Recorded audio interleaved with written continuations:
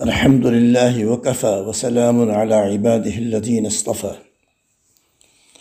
حاضرین و ناظرین گرامی قدر، السلام علیکم ورحمۃ اللہ وبرکاتہ۔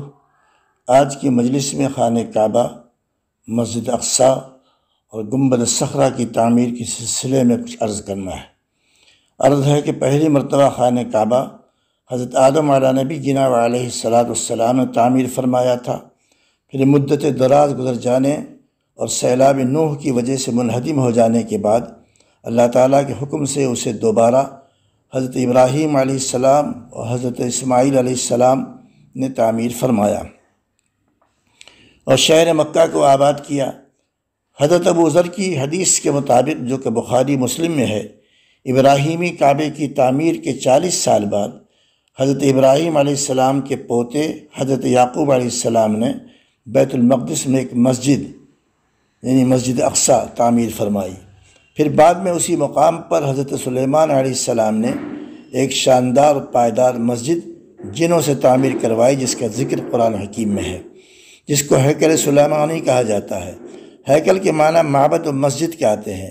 پھر ایک طویل عرصے گزر جانے کے بعد یہودیوں کی بدعملی اور بدبختی کی وجہ سے ان پر اللہ تعالیٰ نے بابل یعنی عراق کے ایک ظالم بادشاہ بخت نصر کو عذاب بنا کر مسلط کیا۔ اس نے 586 قبل مسیح میں بیت المقدس پر حملہ کر کے شہر کی اینٹ سے اینٹ بجا دی، ہیکل سلیمانی کو کھنڈر بنا دیا اور تابوت سکینہ کو اٹھا کر لے گیا، اور 6 لاکھ یہودیوں کو قتل کیا اور 2 لاکھ کو قیدی بنا کر کے بابل لے گیا۔ پھر سن 539 قبل مسیح میں ایران کے بادشاہ سائرس اور بابل کے بادشاہ میں جنگ ہوئی۔ ایران کے بادشاہ کو فتح نصیب ہوئی اور اس نے یہودیوں کو آزاد کر دیا، ان کو دوبارہ بیت المقدس میں آباد ہونے اور ہیکل تعمیر کرنے کا موقع دیا۔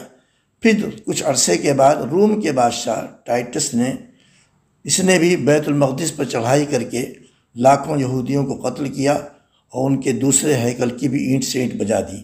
اس کے بعد یہودی ساری دنیا میں ذلیل خوار ہو کر بکھر گئے، اور تقریباً 2000 سال بعد جب برطانیہ نے فلسطین پر قبضہ کیا تو وہاں فلسطینیوں کی سرزمین پر سن 1948 میں یہودیوں کی ناجائز حکومت اسرائیل نام کی قائم کر دی۔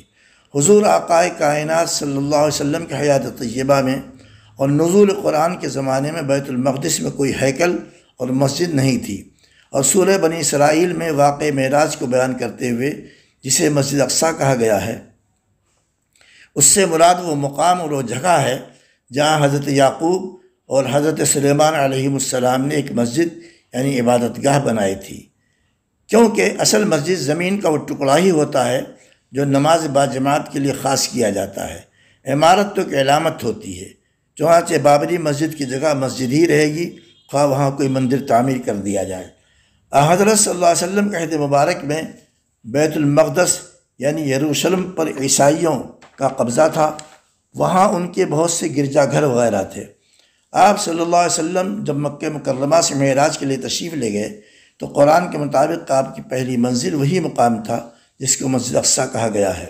وہی انبیاء سابقین کی سے ملاقات ہوئی تھی اور ان کی امامت فرمائی تھی۔ مکہ مکرمہ بیت المقدس میں تقریباً 1300 کلومیٹر کا فاصلہ ہے۔ حدیث کے مطابق دنیا میں اپنی خصوصیت اور فضیلت کے اعتبار سے 3 ہی مسجدیں ایسی ہیں جہاں سفر کر کے جانے اور ان میں ثواب کی زیادتی کے لیے نماز پڑھنے کی اجازت ہے۔ ان مسجدوں میں سے مسجد حرام مکہ مکرمہ ہے، مسجد اقصیٰ بیت المقدس ہے، اور مسجد نبوی مدینہ منورہ میں ہے۔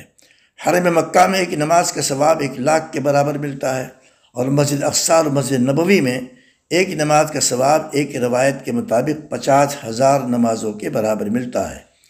حضرت عمر کے زمانے میں جب بیت المقدس فتح ہوا تو انہوں نے اس مقام پر جہاں آج مسجد اقصیٰ بنی ہوئی ہے نماز ادا فرمائی اور اس جگہ ایک مسجد تعمیر کرنے کا اشارہ فرمایا۔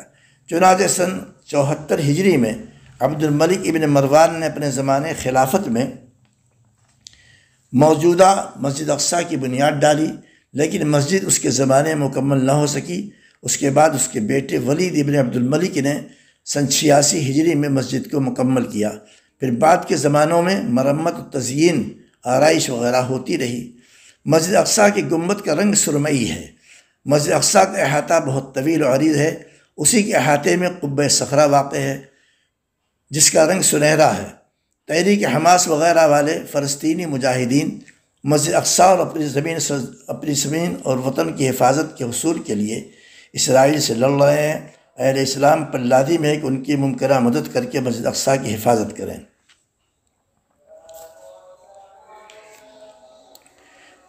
قبہ صخرہ کے تعلق سے سن لیجئے، عربی میں قبہ گنبد کو کہتے ہیں اور صخرہ کا معنی ہے چٹان۔ چٹان اسی لیے اس کو گنبد صخرہ بھی کہا جاتا ہے۔ یہ گنبد اور اس کے نیچے مسجد ایک بہت بڑی چٹان پر واقع ہے۔ اسی صخرہ یعنی چٹان سے آپ صلی اللہ علیہ وسلم معراج یعنی آسمانوں کے سیر کے لیے تشریف لے گئے تھے۔ عبد الملک ابن مروان کے زمانے میں سن 66 ہجری میں مسجد صخرہ اور گنبد صخرہ کی تعمیر شروع ہوئی اور سن 72 ہجری میں مکمل ہوئی۔ اس گنبد پر سونا چڑھا ہوا ہے، اسی لیے سنہرا نظر آتا ہے۔ اس کے مقابلے میں مسجد اقصیٰ کا گنبد سرمئی رنگ کا نظر آتا ہے۔ پہلی صلیبی جنگ جو عیسائیوں سے سن 1099 میں اور مسلمانوں کے درمیان ہوئی تھی، عیسائیوں اور مسلمانوں کے درمیان ہوئی تھی، اس موقع پر عیسائیوں نے بیت المقدس پر قبضہ کر کے مسجد اقصیٰ کو گرجا میں تبدیل کر دیا تھا اور ہزاروں مسلمانوں کو شہید کر دیا تھا۔ پھر سن 1187 میں صلاح الدین ایوبی نے صلیبیوں عیسائیوں کو شکست فاش دے کر بیت المقدس کو فتح کر لیا۔ امید ہے کہ انشاءاللہ بہت جلد فلسطینی مجاہدین کو فتح حاصل ہوگی۔ کم من فئۃ قلیلۃ غلبت فئۃ کثیرۃ بإذن اللہ واللہ مع الصابرین، وآخر دعوانا ان الحمد للہ رب العالمین۔